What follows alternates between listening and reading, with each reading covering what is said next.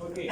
So what was your question? Someone told me that the If intrinsic. someone told you when you Yeah, don't I give want your own to. verdict, then why you are I want to be sure. Is that right or not? That intrinsic is attachment with upper limb with another upper limb. And extrinsic is upper limb to lower limb? Intrinsic. It's the attachment, the muscle attachment with upper limb and another place in the upper limb. And what about the extrinsic? Extrinsic is upper limb with vertebrae. Whosoever said you that, that's not happening. This word extrinsic, guys, Ahmed, Abu Sheikh.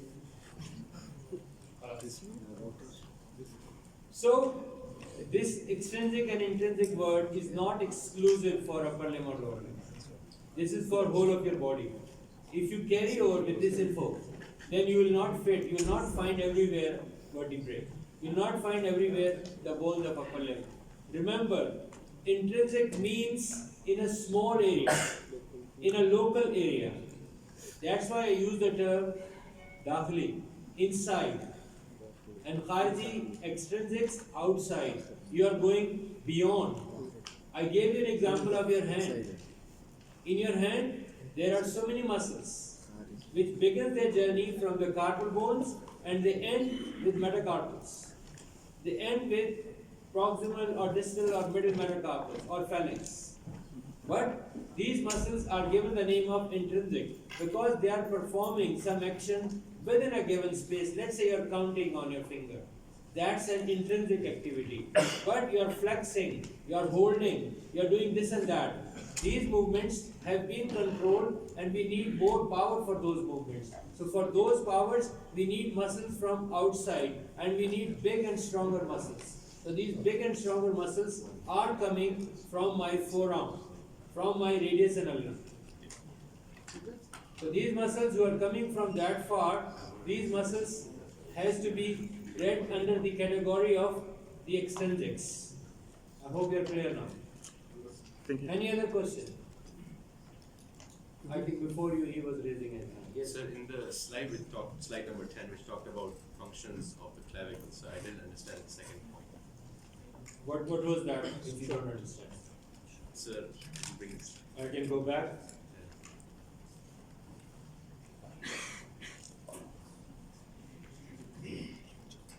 Slide number 10, I know I'm going.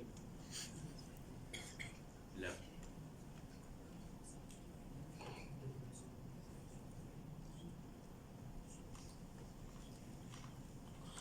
So this is your slide number 10. Which point? Number 2? Second. This number second is shown up here. Sir, Say second box. sir, number 2. Like, This one? less at the point. Number two. This Second. one? Sir, about this. When I was showing you this, then you are saying point number 2. So this is point number 2. You need to, you don't understand this point number 2. Yes. To act as stirred, holding the arm free from the trunk to hang supported principally by pieces. So this is little bit extra for you.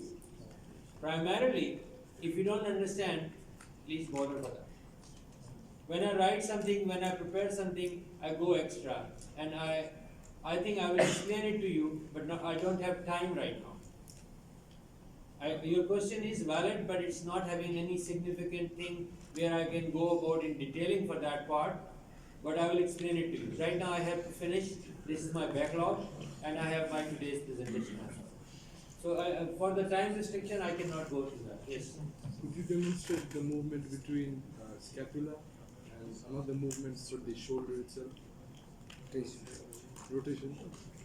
About the rotation about the scapula and rotation about the shoulder. How do they differ? Can you understand his question, what he's asking? No. You have to make your question more clearer. You want me to perform, Demonstrate and explain the difference between rotation about the scapula and rotation about the shoulder. okay, why you think shoulder is something, excuse me guys, hello, both of you, last morning. For last 20 minutes, I'm bearing with you. If you have issues, go outside, resolve it, and then come inside. So, shoulder joint and axilla and your scapula are not two different things. So you cannot compare. If your shoulder joint is moving, so shoulder joint, we learned that there is a shoulder girdle, and shoulder girdle is a combination of your clavicle, your scapula, and your upper end of humerus. So they are together, and they are giving us the pectoral girdle. So now the shoulder movements are basically dependent on the ingredients of the bones who are making the shoulder joint. So shoulder joint, primarily shoulder region, the movements are dependent on these bones. So we cannot separate out these movements are the same, similar. Are you clear with this explanation, or you want me to go more in the things? No, if I can see your face, you are not clear yet. Yes, I'm not satisfied. No, what do you mean by satisfied? Still in my curiosity. Still hasn't answered my question. I did not get a demonstration. My dear, this is a lecture. This is the same thing as this one? Rotation? This Can you come here? Oh my God.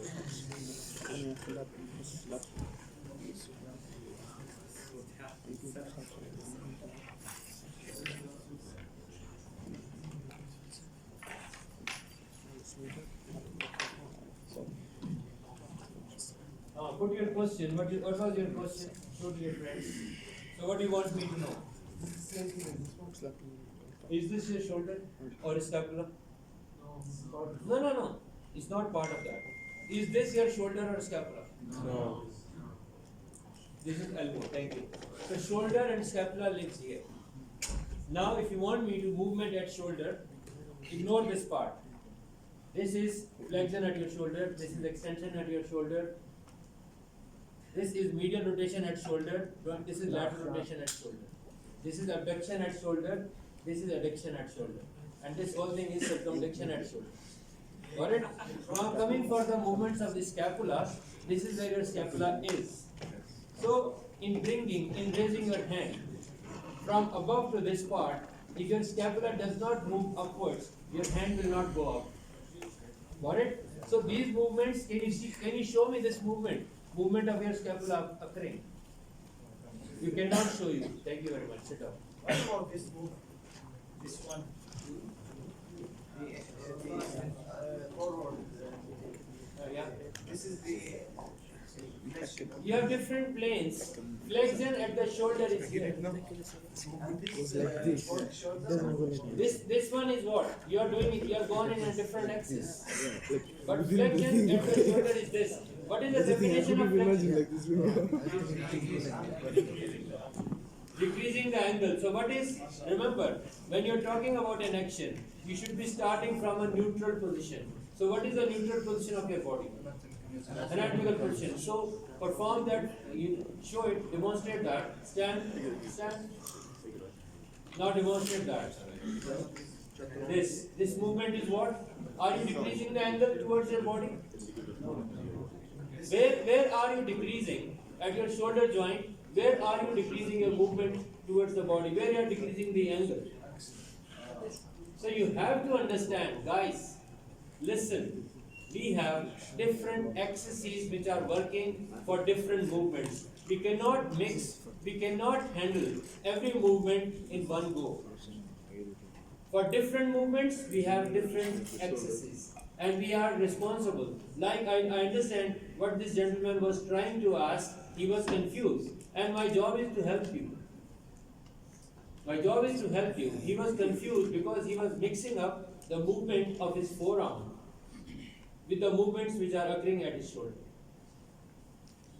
Excuse me?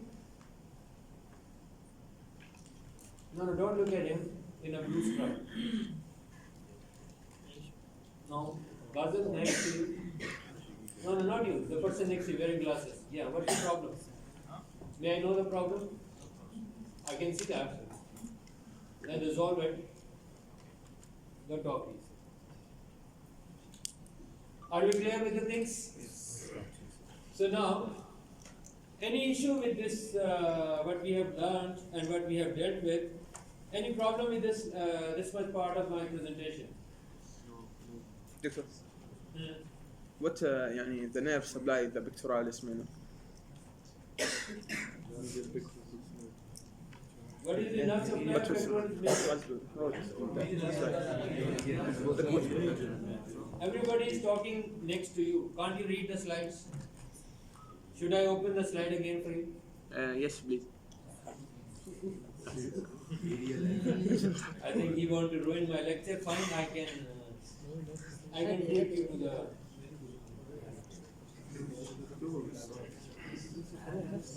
I have no problem. I can resolve your issue. Relax. Take it to the stages.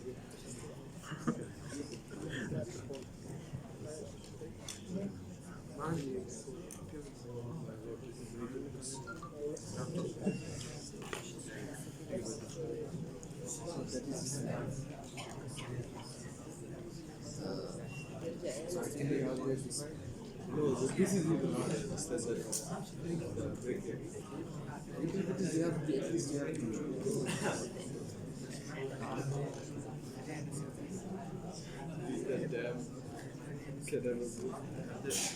Okay, guys. Right now you're looking at a section on the chest wall. You're looking at a section on the chest wall. And what are you looking at here? This is your sternum. Somebody is lying on a bed. This is the back. This is the rib. There is the humerus, and this is the scapula. This muscle is pectoralis major, and this muscle is pectoralis minor. Are we clear so far? Yes. And there you can see, this is my axillary artery, this is my axillary vein. And these are the cords of the brachial plexus. I have lateral, medial and posterior cords. Now just stay focused here. This is my one nerve which is going and supplying major and minor. Can you read the name for these nerves? Lateral pectoral nerve and medial pectoral nerve. Have you seen that? Yes. Can't you read this matter? So What was difficult in this? يعني in the lab they told us the Excuse pectoral. me. Don't come to me with this. They told. Bring a book. Show me that. Bring a book. Show me that. Even don't say Dr. Atif told us this. No. Dr. Atif is nothing. What is something is a book. Bring a book. Bring a presentation. Show them. Got it? Now, summarize what we learned last week in the previous session. Stand up and summarize. Me? Yes, you do. Okay. You made him give us like he's making me summarize We talk about Guys, this question can come to anybody. So if you want to answer, if you are ready to answer this question, I can shift this question to you. we talk about clavicle and scapula part of it, and what's the most part يعني that's get fractured. That's Very good. Yes, continue. we talk about some muscles, and يعني we have Can you name some muscle which we talk on the back? يعني if we show the body in Hold on, okay, posterior. let me help you. We talk about a muscle called trapezius. Yes. Can you tell me the actions of trapezius muscle? The most يعني action is elevate the scapula. This is what we learned, the most action, guys. يعني the main action is elevate the scapula. The main action is elevation. Yes. Do you remember we talked something different? I talked elevation, but it was very precise. Yes. There were three different fibers, each had a different. Thank you very much. So we learned, sit down. We learned that there are three types of fibers: upper fibers, middle fibers, and lower fibers. And each fiber was having different type of action. Do you understand this? Yes. So when you say that, Huh? يعني I forget it. no, there is no yawning. You have to say this is anatomy. This is not physiology. If you see true sodium going in, you show me true sodium going in. Physiology you cannot show, but anatomy, if this is a nose, this is a nose. Right? Okay, coming back to this slide where I was demonstrating to you those infra spinatus muscles, and out of these infra spinatus, I'm adding up here teres major muscle. This teres major muscle is one of the important muscles, and it helps us in determining the axillary artery when it crosses the lower border of this muscle. Its name has been changed, and this muscle, before it was called axillary, this artery before it was called axillary artery, now it is changed to the brachial artery because it enters into the region of brachium or in the region of the arm. So the nerve who supplies this teres major is subscapular nerve, and then these are the actions, and you need to be good with these actions that what teres major is doing for you. Now going further, deltoid muscle we talked about. And deltoid muscle, we said that, what is this blue thing which I am showing you? Bursa. What is the function of this bursa? Yes. And lubrication. Huh?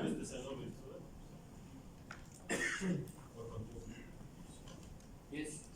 Yeah. It provides cushioning and lubrication for the joint. So it provides cushioning to the. Why we need cushioning here? Where you need cushion? Yes. Between two points of effect to prevent No, you're done. I'm asking for yes. To minimize friction between the two bones and the joints and to prevent the degradation. So that's a broad classification. So we need this cushioning effect. Let's say you're sitting on these chairs. These chairs are provided with a cushion, and that helps you so you can sit down for longer period, and there will not be any discomfort to you. Am I right? Right. So this bursa is present around my shoulder region, and this bursa, part of it, it's under the acromion process of the scapula. It's under the acromion process, so we call it subacromial bursa. And the next one under the deltoid, so we call it subdeltoid bursa. Are we good with these two words? Yes. So we have subacromial and subdeltoid type of bursa. And now, if shoulder joint is unique, is one of the unique joint in our body. Basel, what is different in shoulder joint if you compare it with other joints of the body? What makes it unique?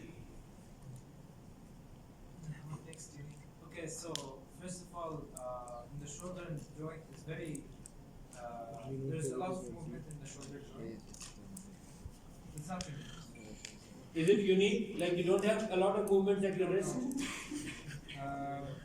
You're not Basel. Let him speak. Then I'll come to you. Give me a hint. Hint is Give me a hint, I'll tell you that. okay.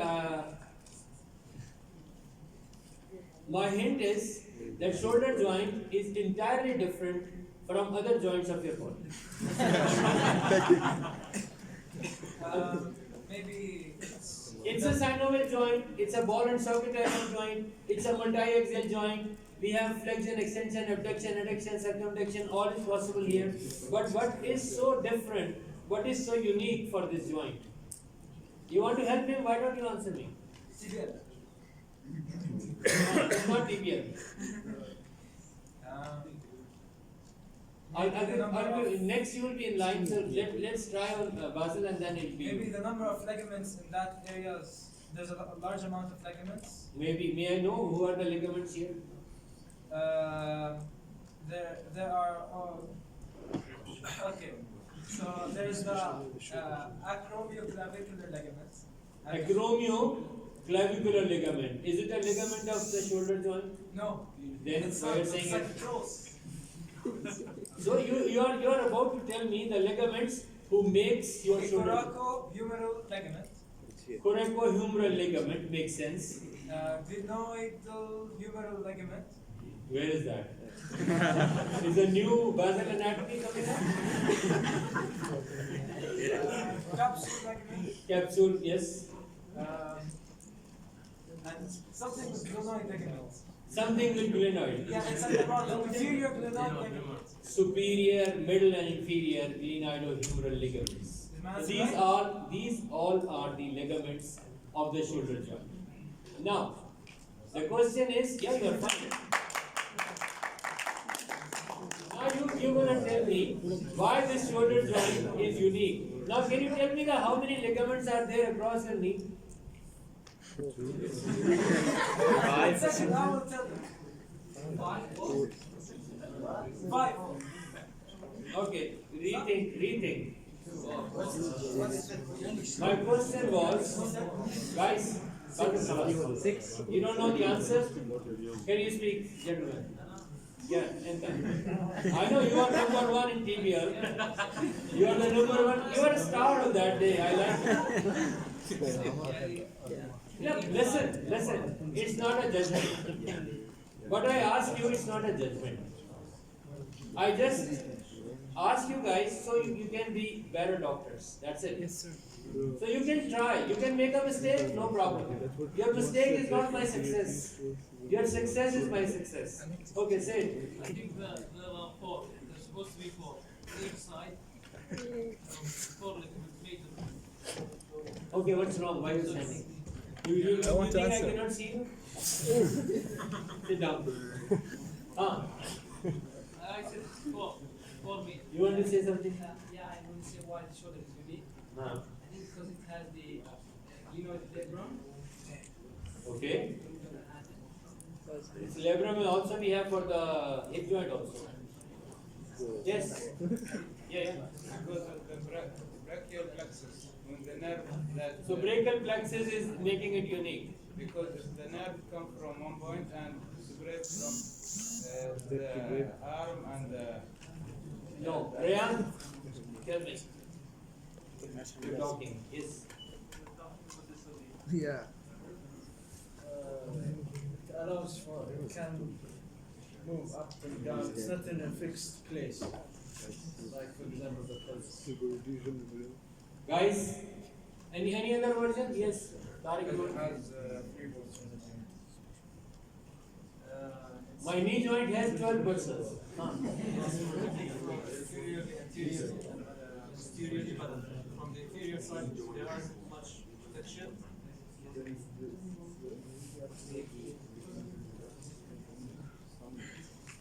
Yes, say. Provides you with 360 degrees of motion. Something else. This joint, the body with the most muscles support. I don't think so. Guys, any other person? Yes. The axial system of the You answer it. I think. Yes. It has a shallow socket, yet it allows a wide range of movement.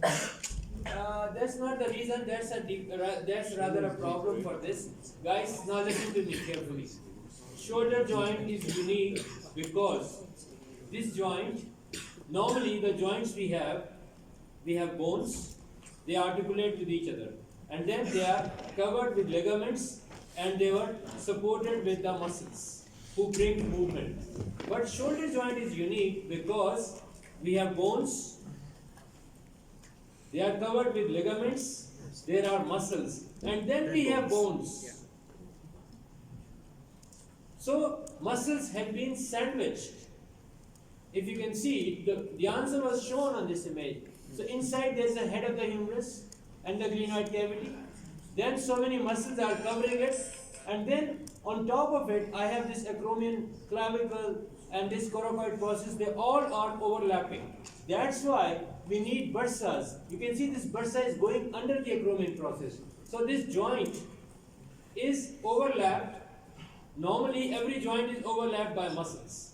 For what? For bringing actions. But these muscles are again overlapped by the bones, and that makes it so unique that no other joint is behaving like that. Because normally, bone overlapped by muscles. But here, you have bone, muscle, and then bone.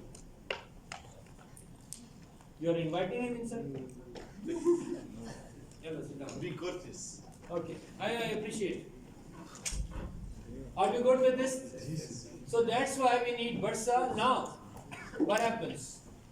Zishan, what's the discussion? What's the discussion?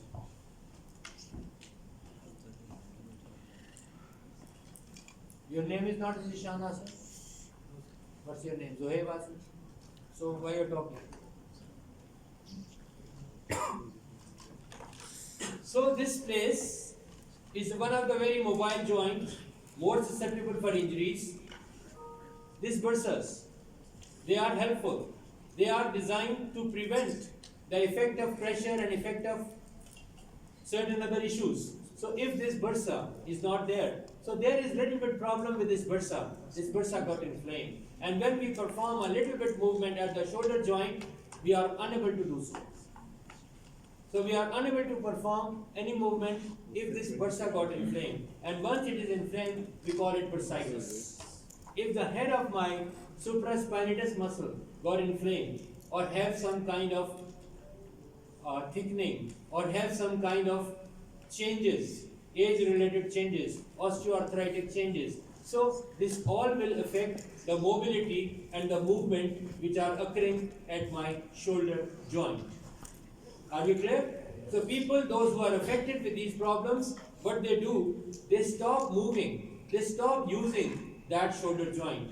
And once it continues, a time has reached that their shoulder become frozen. And we use a term frozen shoulder where they cannot bring any movement at the shoulder joint. And for these people, we take them in ORs, give them anesthesia.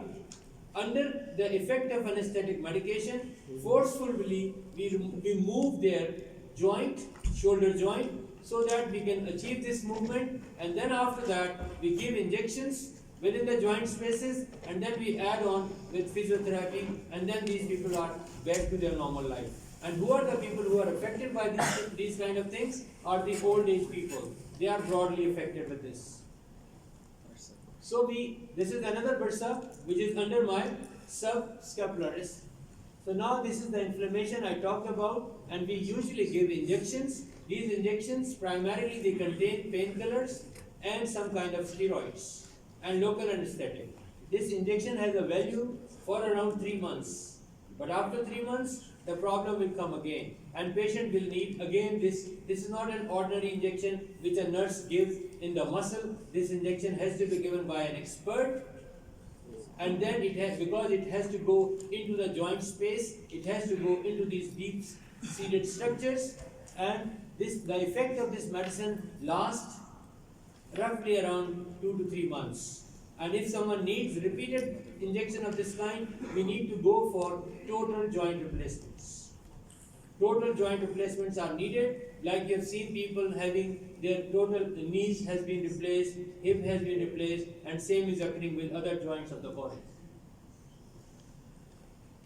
Now, as I said, if someone has problem, any kind of problem, resultant is what?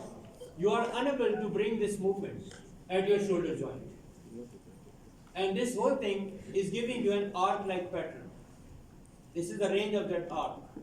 And this thing comes with the name of painful arc syndrome. This syndrome has so many names to it. These all are the same name of the same problem. And basically what happens, we have an impingement. So this is the impingement of the syndrome, where we have problem, we talk this problem, we address this problem with these different names. What is impingement? You just open a medical dictionary, find the meaning of that. You have that? Or I'll drop you a PDF. Last year I put this SAQ. This question was an SAQ last MSK exam. Shoulder impingement, but it was not asked like explain shoulder impingement, it was asked in a different way. Those who took it, they will tell you how it was designed. So be careful with each information whatsoever has been mentioned during our sessions. And remember, informations are not only connected to the lectures. Lectures, labs, and evening lab sessions. And TBLs. Whatsoever you learn in different places, it all has to be connected. So if you want to go to the detail, what is impingement and what is the syndrome, you have it printed and you are asking me what is impingement? What? You have it printed in your hand. You are asking me the same question. Yeah, but I don't, I read it. My dear, if I don't understand any word in any language, I go to the dictionary of that language and I open it. Even if you don't have the time for dictionary, Google it.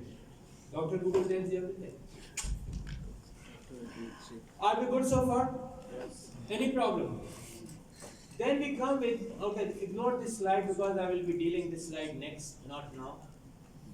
Because you have not done the muscles. Okay. So we were here. Now we're talking about deltoid muscle. There are few muscles. If you don't know about them, you are affected in a big way. And these muscles are trapezius, pectoralis major, teres major, serratus anterior, and deltoid. Others are coming up. But these are the main majors we have done so far. So the deltoid muscle, if you see that, it makes the bulge of our shoulder. And primarily, like my trapezius, deltoid muscle has three types of fibers. It has anterior fibers, it has middle fibers, and it has posterior fibers. And each fiber is designed to give me a different kind of action. You learn that, I'm sure somebody must have explained you, deltoid, you have learned it is for abduction. But this abduction is minimal because abduction, when we begin our abduction, first job is done by my supraspinatus muscle. Up till 15 to 20, some books write 30, acceptable. Up till 30 degree of abduction, we have the role of supraspinatus. And beyond this 30 degree to 90 degree, there is a role of middle fibers of deltoid muscle. Its anterior fibers, they bring, guys, this is an important point. Anterior fibers of my deltoid, they bring medial rotation at glenohumeral joint. And posterior fibers, they bring posterior rotation at glenohumeral joint. Let's see that. So now anterior fibers, what they do? They flex, they adduct, and medially rotate. Middle fibers extend, and then they do this. And anterior and posterior fibers, they are working synchronously. Are we good? When the deltoid contracts, does each part contract? It depends what type of movement you want to bring. So when I do this, for instance, are they only contracted? So then probably you don't need rotation. It depends on axis, which axis you want to work. If I'm doing this movement, my axis is what? What is this axis? Coronal, thank you. And when I'm doing rotation, my axis is vertical. So my rotation is occurring in this axis. So my anterior fibers, they are pulling it medially. Posterior fibers pulling it posteriorly. So when it pull it inwards, it gives me internal rotation. Posterior fibers, when they open it up, it gives lateral rotation. So this is how we have to understand each fiber and what does it perform for us. Are you good with this? Now guys, in the deltoid, one of the commonest site where we give intramuscular injections is one of the preferred site, because giving injections in the gluteus maximus is sometimes socially not acceptable, but deltoid is, everybody is ready to get an injection there. Now I have a question. Why injections are needed to be given in the muscle? We give injections in the muscles, we give injection in the vein. We never give injection in the arteries. Prevent what? Who was saying prevent? In the arteries, so because the pressure is high, so blood will leak out. And to prevent nerve damage. Artery, I told you we never give injection. So yeah, I'm saying because the pressure is high, so if you give injection, blood will leak. okay, why you give injection in the vein or muscle? What is the purpose of giving an injection?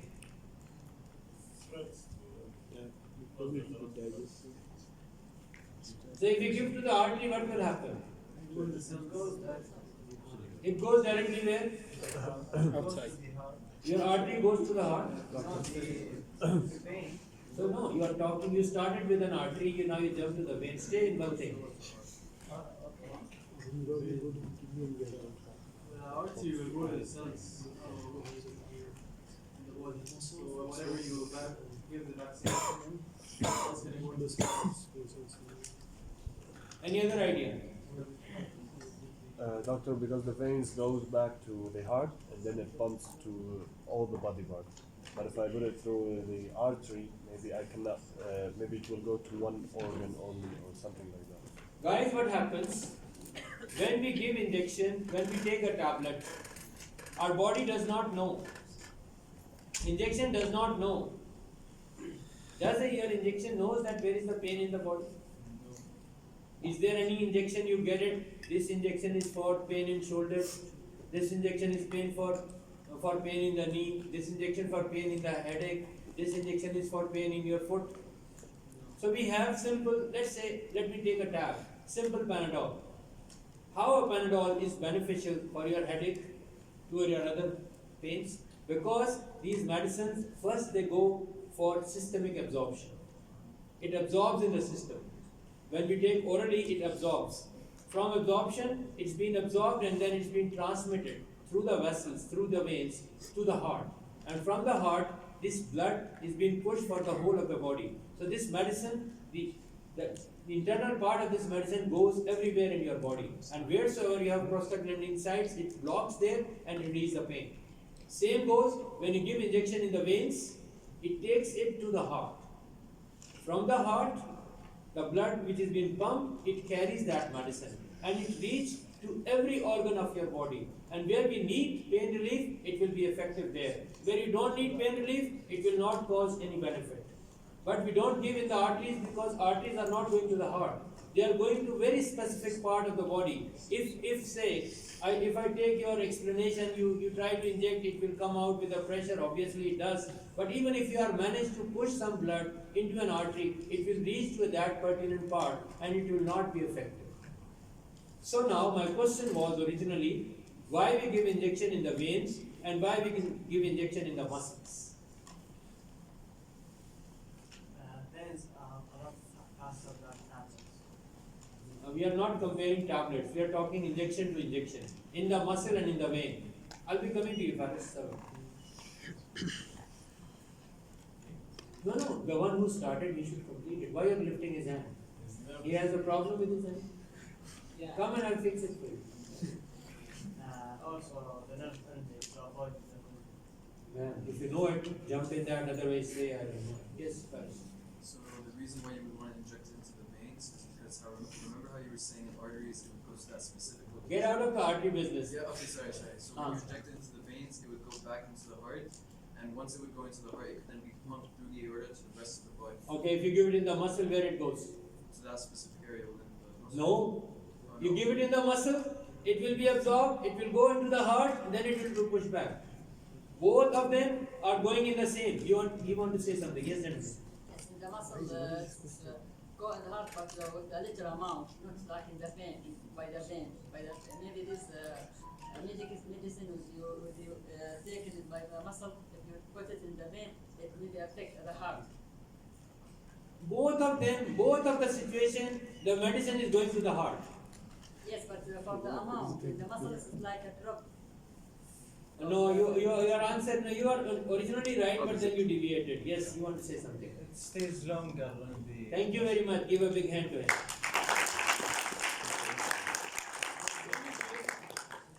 When I need a sustained release, if I give an injection in the muscle, this has a time, this will take a time for absorption, and this will stay longer. If I want immediate relief, quick relief, let's say someone has a heart attack, severe pain, I'll give injection in the vein, immediately I'll get the results. But through the muscle, it takes time. And second thing is, if you see, now when you go to any chemist, just see some injection. Injections, those to be given by the vein, on the top of those boxes it's written IV. And the muscle to be given in the muscles, the injection to be given in the muscles, it's always right IM, intramuscular. So those to be given in the muscles, they are dissolved in an oil-based suspension. And the injection to be given to the veins, they are dissolved in a water-based suspension. Have you seen some injection, they comes in a powder form? Nurse take a water or a fluid, push in that bottle, mix it, and then refill the syringe and then connect to your body. So those injections which are given to the muscle, they absorb slowly and their effect is longer. And those which are given directly from the vein, if you need immediate benefit, immediate effect, so you give through the vein. Got it? So that is for both reasons, quick effect, slow effect, and second, the solution in whom this medicine, this salt can be dissolved is water based or oil based. So it depends on that. I was gonna say, if you inject, there are some medicines like epinephrine, epinephrine, you give it to people who use it in emergency, so they are not aware, so they just stab themselves in the thigh, Yeah. for example. So, let's say the fat, the muscle, do they innervate? No, it's not innervate, it delays. Like sometime in emergency situation, we give direct injection in the heart. Direct intracardiac injections, that used to be a practice. Adrenaline and noradrenaline, they were given directly in the heart. So you need that fast reaction. But these are not normal situations, life-threatening situations. Yes? Would the vein clot?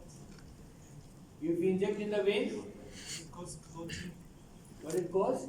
Clotting. No, it will not. It is biocompatible. So guys, coming back to the injections which are given to the vein. Now you have to select on this deltoid muscle where to give. What is the safest place you give an injection? So we have to give an injection. The plan is to inject an intramuscular in the muscle. So now I'm giving an option where? At this place or at this place? Which one we choose? First place. Why first one? Don't damage the nerve. You're right. Okay. Why are you scared? I don't know because you give me. Yeah, see, you can see that it's going close to a nerve. It will not damage the nerve, but it will block the effect of the nerve. It may cause damage and blockage of the effect of the nerve. But here, there is no nerve. So once you are given an injection in the muscle called deltoid, you have to take a measurement. Don't use a scale, use your mind judgment. So this distance is anything within 4 centimeters. If you come below than that, there is a chance you might enter into anterior branch of the axillary nerve. You might cause, and this patient will present to you with what? This red area, there is no sensation felt. No sensation will be felt in this area. So it means that anterior branch of the axillary nerve is being knocked out. Are we clear so far? Yes. Going further, now, what you are looking at?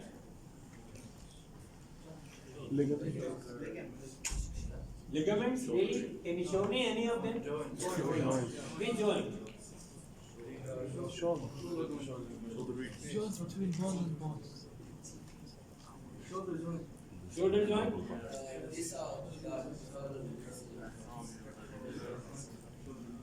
This picture is showing you 5 joints. And these 5 joints are the joints within the shoulder region. Joints in the shoulder region. Out of these 5, 3 are structural joints and 2 are functional joints. And out of them, the one which is called shoulder joint is this one. This one is only the shoulder joint. That is glenohumeral joint, where head of the humerus meet with the glenoid cavity. This is the joint between acromion and clavicle, sternum and clavicle. So these 3 are the joints between the bony structures. But here, the joint, it is through the muscles, and there are muscles only here. So these are functional joints. So these 5. But if somebody asks you, talk about shoulder joint, Basil for you.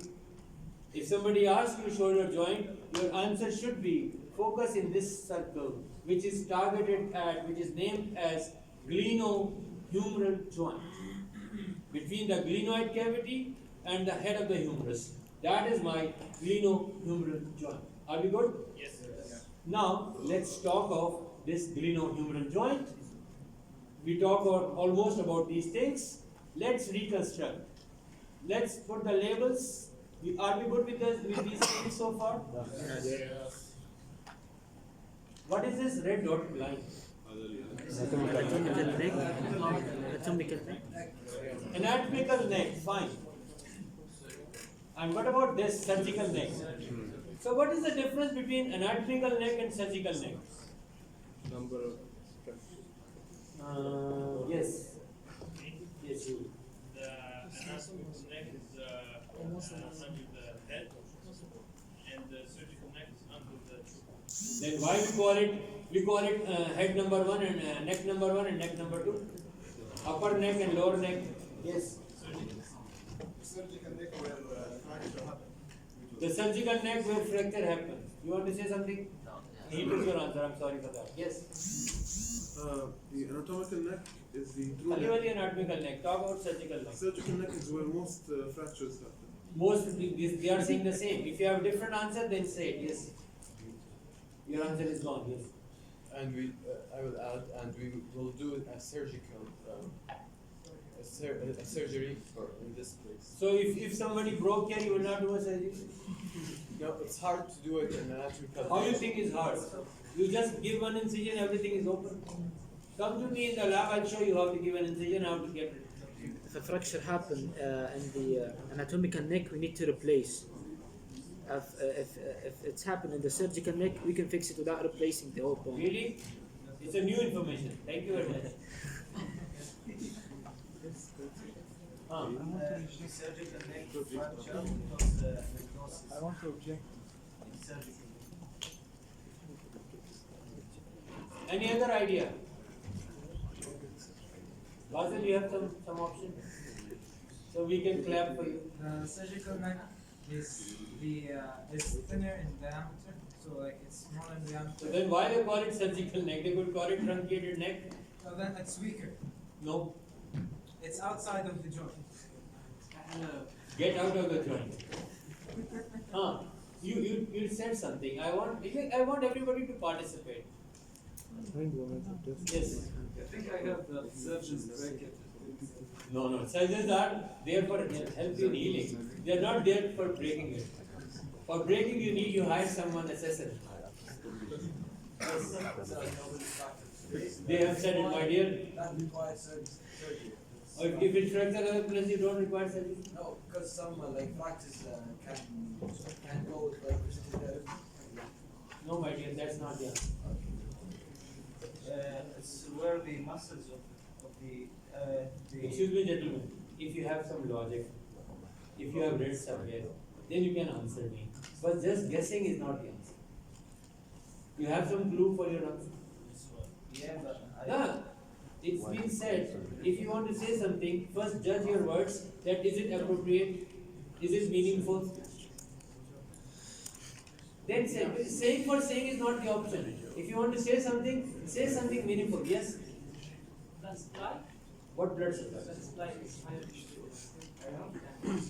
Yes, Bilal.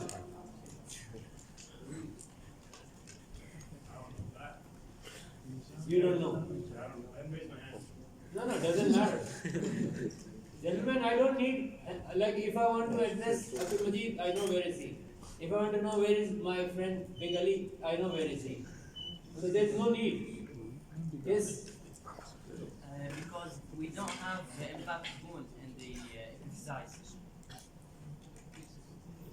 Any other idea? Maybe if there's damage to the surgical neck, it might damage the axillary nerve, which would require surgery. Guys, can you give a big hand to Abdul Majid? Abdul Majid turned out to be a star this evening. And very good, I like it. What he said, I know people have not listened, they were not listening to him. Let me repeat his words. He said, I will summarize what he was trying. He was trying, but most of the answer was right. Surgical neck, most of you said right, is the weakest point in the upper humerus, fine. But why we call it surgical neck? Reason for that is if you see a fracture occurring at this place of the upper end of the humerus, you should have some kind of fear in your mind, because you're thinking a nurse can see the x-ray and see a fracture, can say there's a fracture. A doctor who's trained should have a different perception, because doctor, you can see, doctor is a person who have a vision, who can see beyond. So if somebody fractures, a force which is that strong, which fracture my bone at this place, I have two very important structures. One is mentioned by Abdul Majid, and that structure is my axillary nerve. If I have a fracture in this side, I should always look for, is axillary nerve is fine or damaged? One. Second, my posterior circumflex humeral artery, that is also lying very close to the surgical neck of the humerus. So I should be suspicious. Second, if somebody fracture is humeral shaft in the middle part, then I should be looking for radial nerve and profunda brachii vessels. If somebody fractures the humerus in the lower end, in the supracondylar region, I should be looking for brachial artery and median nerve. These are the structures which can be at risk if you see any x-ray. If you see a patient and you take an x-ray and if you see these fractures at this side, you should have a suspicion and you need to confirm it. What is the status of, for surgical neck, I need to be concerned that is my axillary nerve, my patient's axillary nerve is fine or not fine, that's my concern.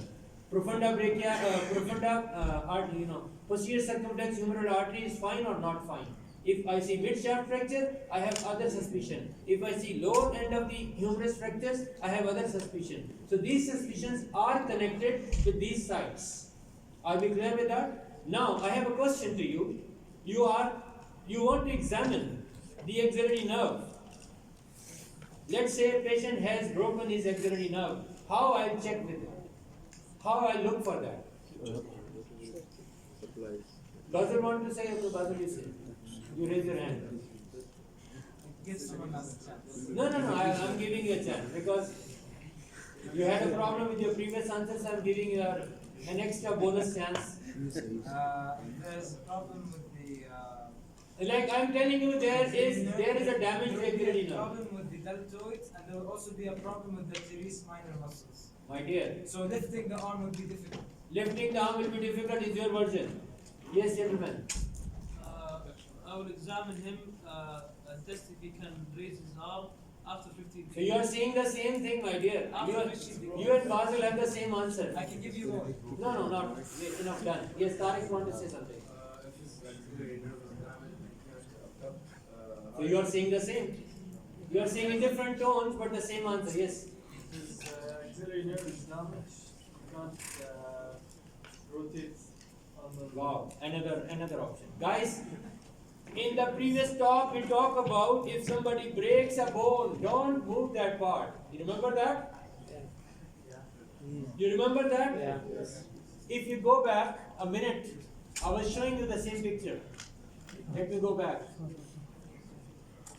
Can't we check axillary nerve sensation here? Person has broken the humerus. He cannot lift his hand.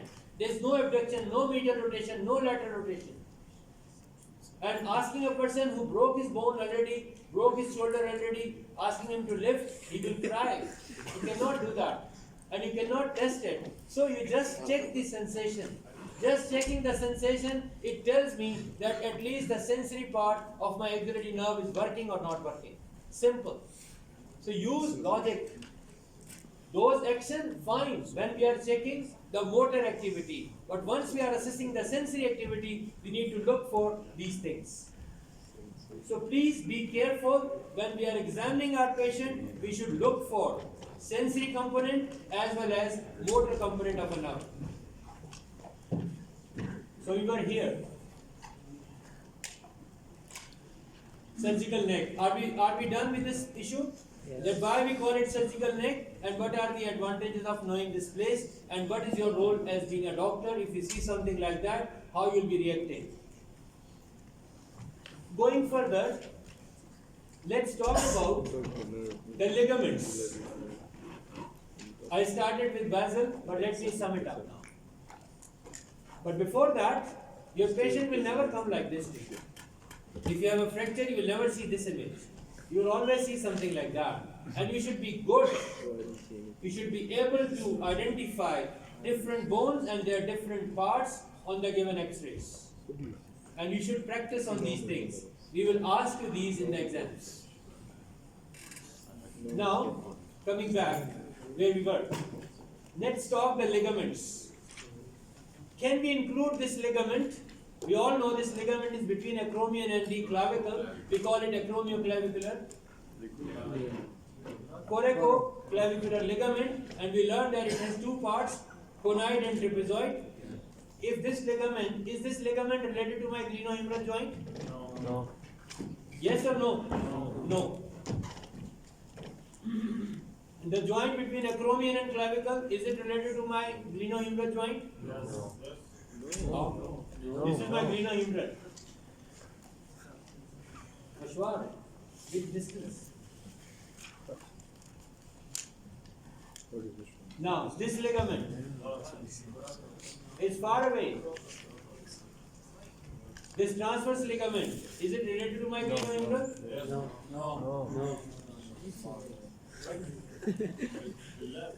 Okay.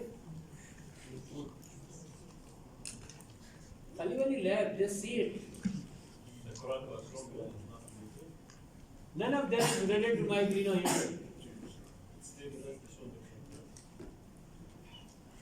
Stabilized shoulder joint. Because we took today, it prevents. We don't say this you took today.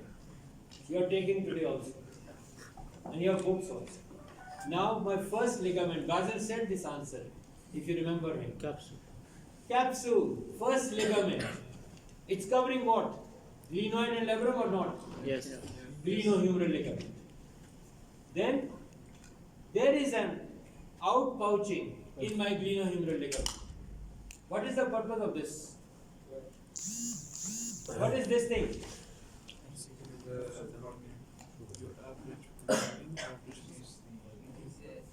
Allows the humans to be So you want to say it allows humerus to stay tight and fixed? Yes, Faris. Isn't it because the shallow groove of the... No, it has to do nothing with the shallow groove. Can you come quickly on the stage?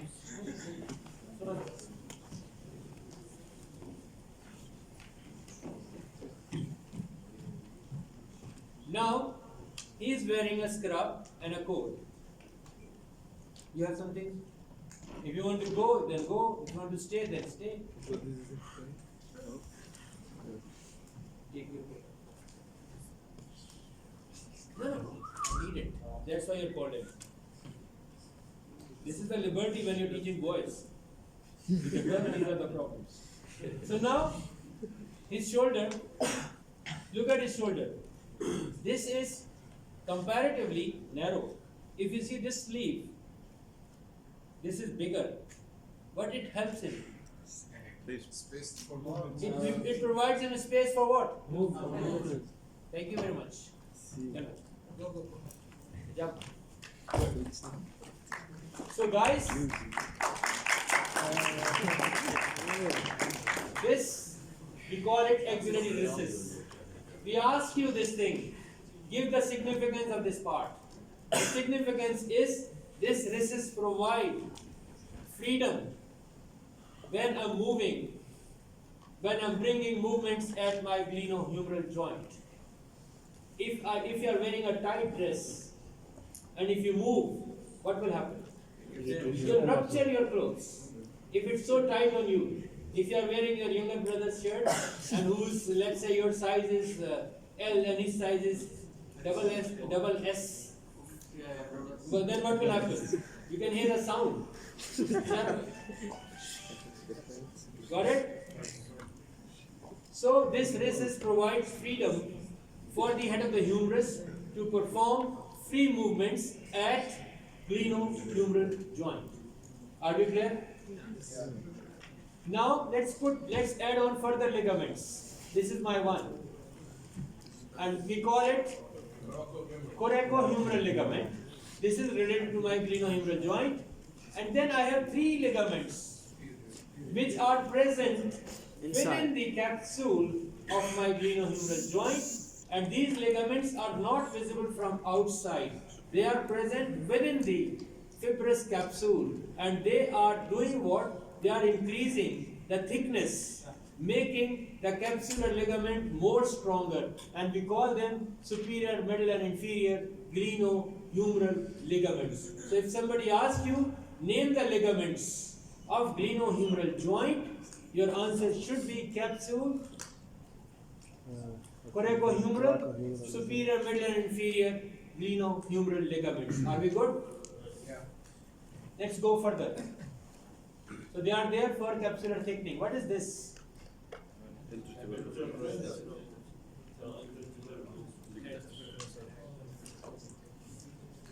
tendon for the long head of the bicep. Perfect. So this gray thing is the tendon of long head of biceps, and this purple thing is what? Zoe, tell me. What is this purple thing? This gray is tendon. It's a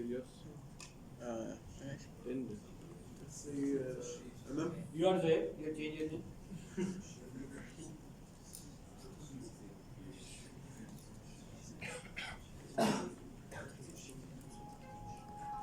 If you don't know it, say no. No. Why you killing time? No. Hello. Are you part of us? Yeah. Then be part of us. Say. I don't know. You're local. Fine. You know, I like this approach. You don't know, he's not messing my time. Yes, it's good. I like it. Anybody else? Yes. This is the tendon sheath. Thank you very much. This is the synovial sheath, which is there because if by moving, my bicep tendon is moving. If I don't have this sheath, it is rubbing against the bone. What will happen? It's not like my car or your car. You'll go for, okay, can you change the lube? Can you change the battery? Can you change the suspension? We cannot. Can we go for fixing of these kind of things? I think a year is gone, I should change my oil and everything. No, we don't need that. So this sleeve is full of synovial fluid.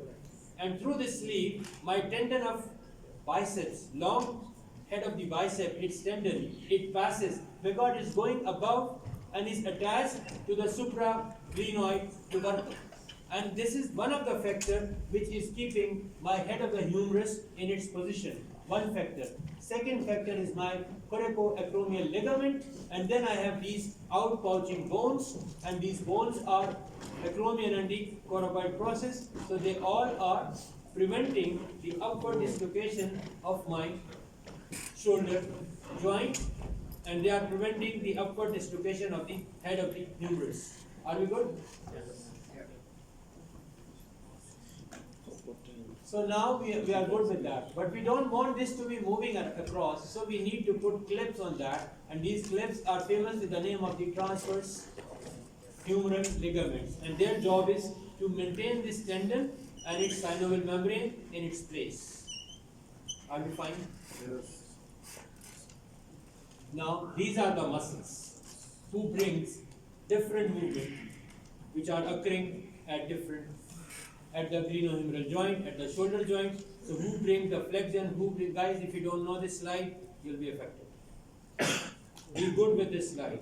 Be good with these names. That who are the flexors of the shoulder joint, who are the extensors, who are the abductors, who are the adductors, who are medial rotators, who are lateral.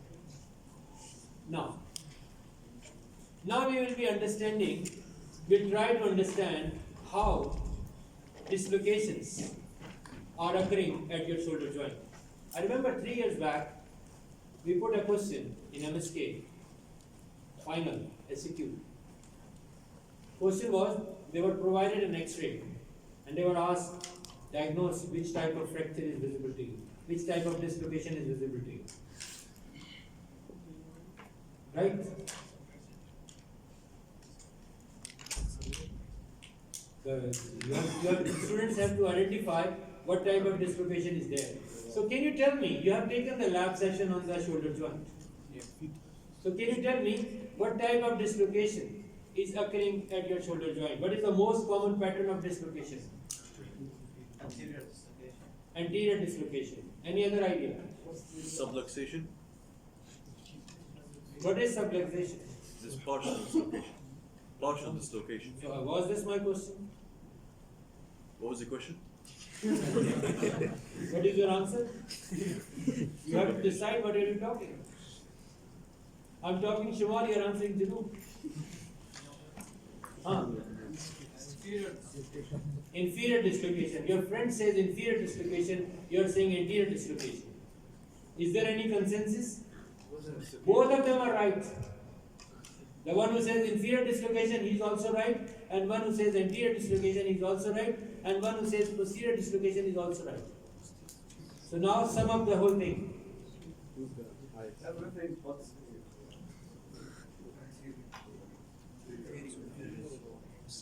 You wanted to say something, now you start whispering. What happened? All answers are gone? Okay, who like to help me with this answer?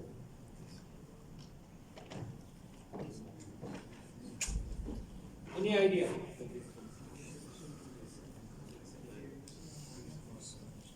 Paris. Answer my question. Most common dislocation occurring at the glenohumeral joint. Salman want to answer? Yes, Salman. Wow. Salman, it never happens. You know, anything else can happen, but superior is not happening. Superior is a disaster. Then you will not have any shoulder joint left.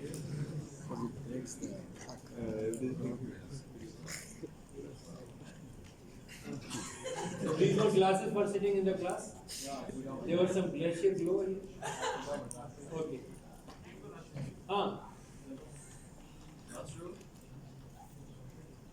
Please. Guys, remember one rule. Remember one rule. If you don't know about something, don't put your nose in. I learned this in my life. Never trouble a trouble unless it troubles you. If a trouble passes by you, let him pass. Don't touch him. Anterior dislocation. This is said by this gentleman quite ahead. Yeah, but I wanted to add that due to the weakest ligament is that. Which is the weakest ligament? Ghazal, can you help us for this?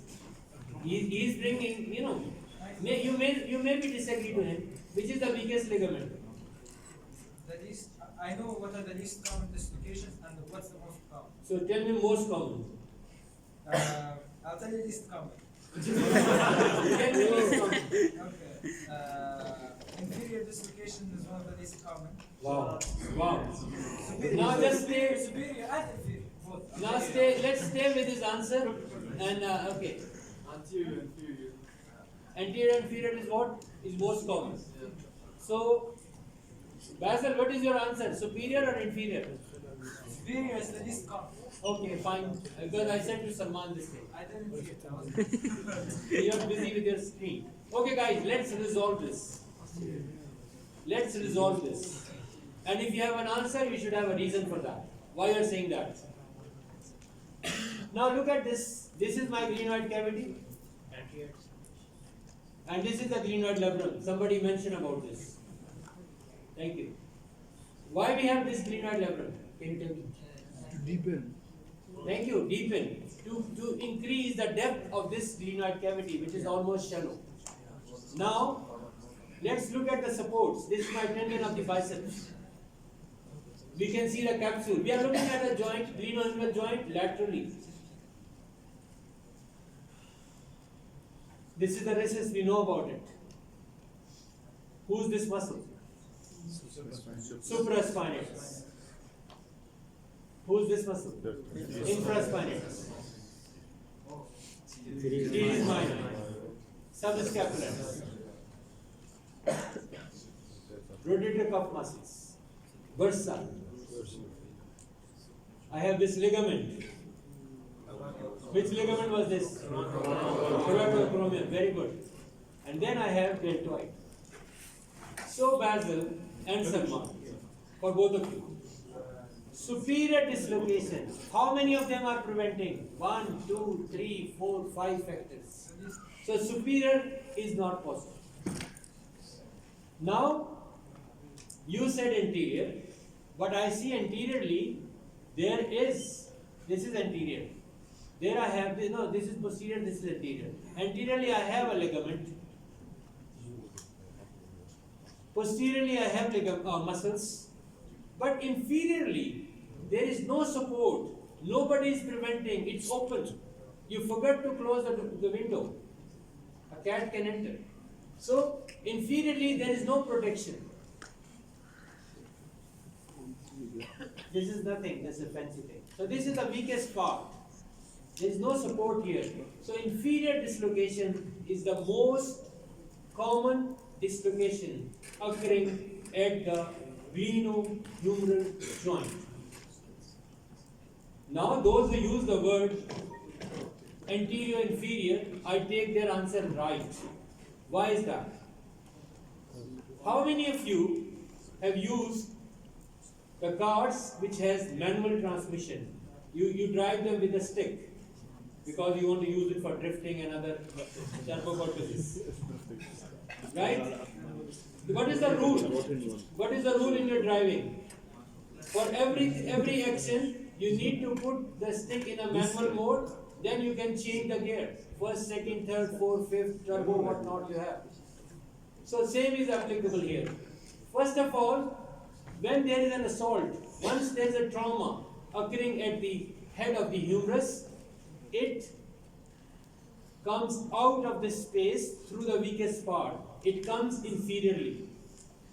Then I have so many strong muscles which are attached anteriorly. So they pull this head of the humerus which is now free.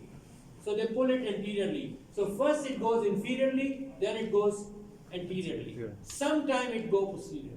But the most common dislocation which occurs at my glenohumeral joint is anterior-inferior dislocation. Make it very clear in your minds. So, because of this weakness, the head of the humerus can pop down. Right? Let's see here in this image. So you can see that. With this action, head of the humerus is out. And we learn that towards the upper part, shaft of the humerus, we have muscles attached. Pectoralis major, latissimus dorsi, teres major, subscapularis. All of them will pull this free head of neck of the humerus towards the body. So the hand, where we have dislocation, it will be in the format of adducted format.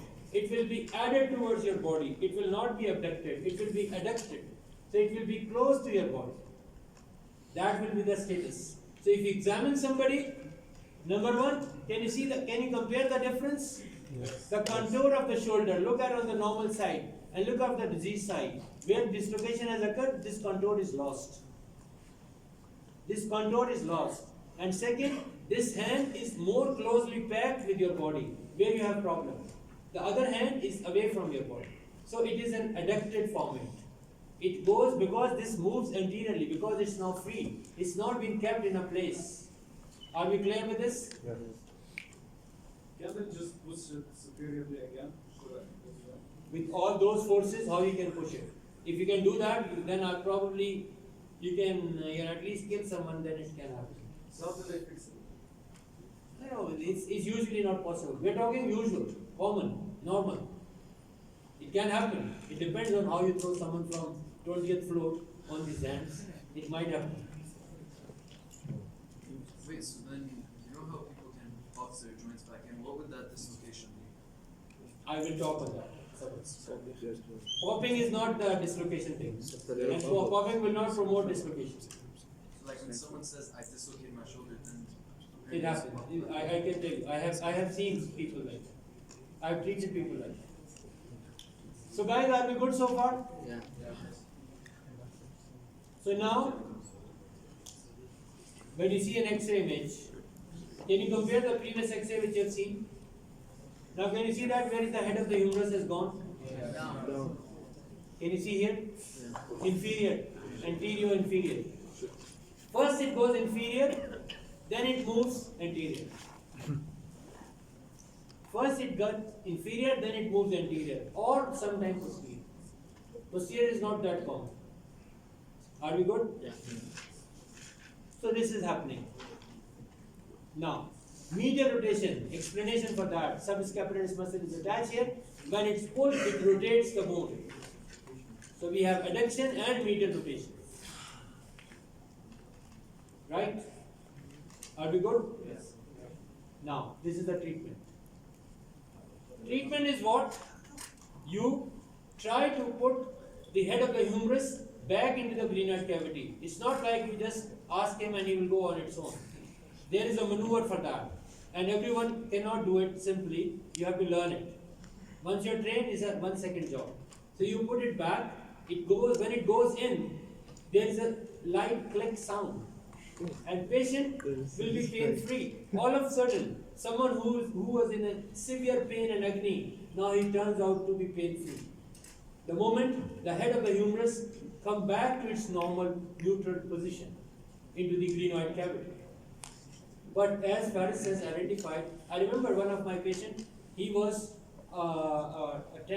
he was a boy who was selling drinks in different vehicles, and he was jumping from one to other, carrying with his bucket. And his shoulder, there was a regular dislocation, and he learned somehow he was able to reduce itself on its own.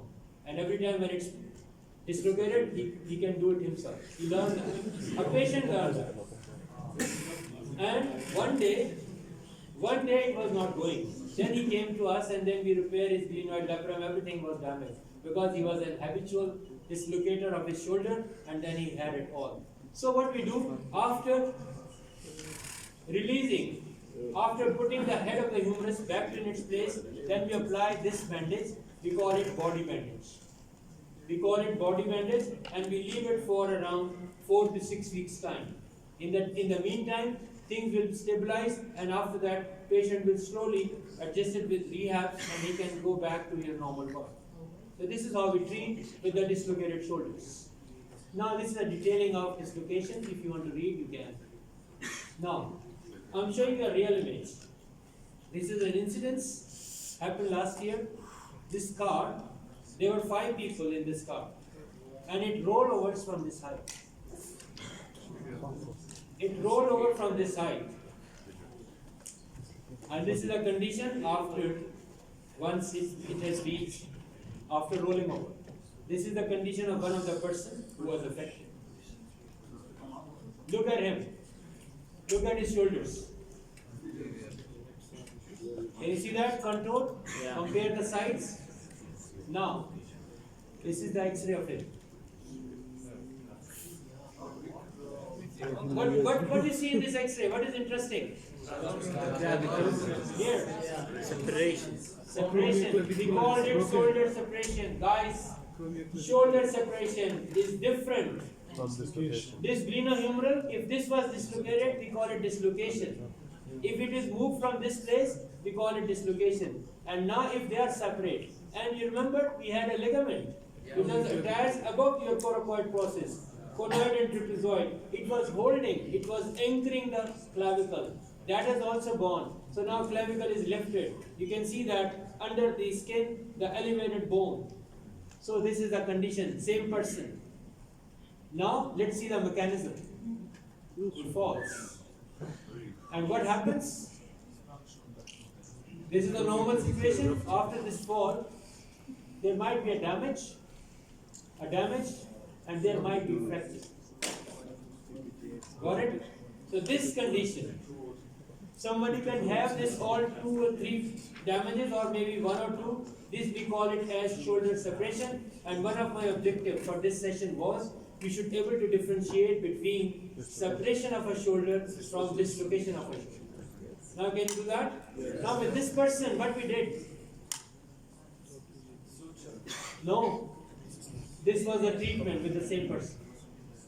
We put this plate, it stays for 6 weeks, and after that, we remove this, and I have the follow-up X-ray, I'll share it to you some other time. So everything went fine. Because why we put this plate in him? Because you can see that clavicle was also fractured. So then what happened to the ligaments that was anchoring it That was also sutured. That was sutured. Yeah. And then Repaired. Yeah, everything repaired. He was not put on a body bandage. First, he was put on body bandage. Then pain was not subsiding. Then decision was made, operate on him. After operation, this plate was inserted, screws was placed, and once we saw that a callus is formed, there is a growth as occurring, and bone has been, things has been placed normally, then we remove this plate and then things are fine.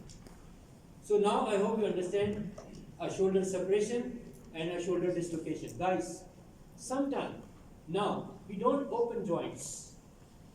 Someone has a problem, someone has damaged a ligament, there's no need to give an incision. You can put these scopes, these instruments which are thinner than a pencil. They are called arthroscopes. You call them manazir. You remember manazir word, very commonly used. You think only is for stomach? No. We can put it anywhere in the body accordingly. So this has been put into the shoulder region, and this is how inside you can see the capsules which are present within the joint cavity. This is a vision which you can see on a monitor LCD. Are we good with this? Yes. Every time they want to check the ligaments, they should open this hole. My dear, it's not they should. If you are a good trained orthopedic surgeon, if you have learned arthroscopy, then you have better options. Yeah, like 60 years back, for every problem, people have to give a big incision to the abdomen. Now it's not. People put small holes, pencil-sized holes, put laparoscope in, dissect anything inside of your abdomen and other organs, do the complete surgery, and patient is, I remember one of my patient, he was fighting with me. After he recovered, he was fighting with me. He said, "Doctor, you are lying to me. You didn't do any surgery on me." I said, "I did." He said, "Show me the scar." I don't have a scar. Because I used one of his natural orifice and I went inside his bladder, I operated inside and it came out, there was no hole, nothing.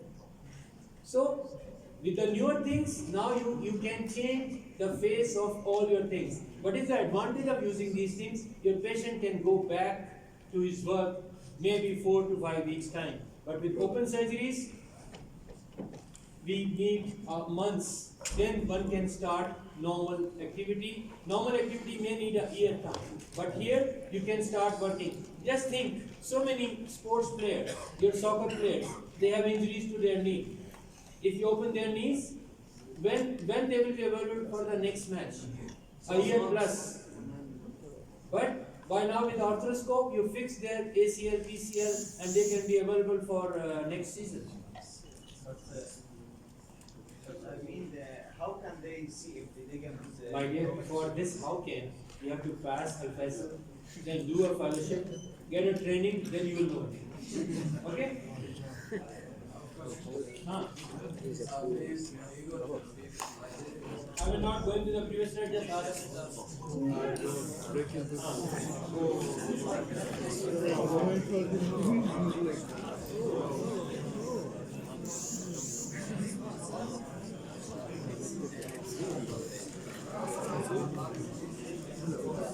Okay, guys. That was the slide. Those were the remaining part of my previous lecture. That was my previous lecture. And today I will be talking here only on 3 slides. I'm not completing this part of the lecture.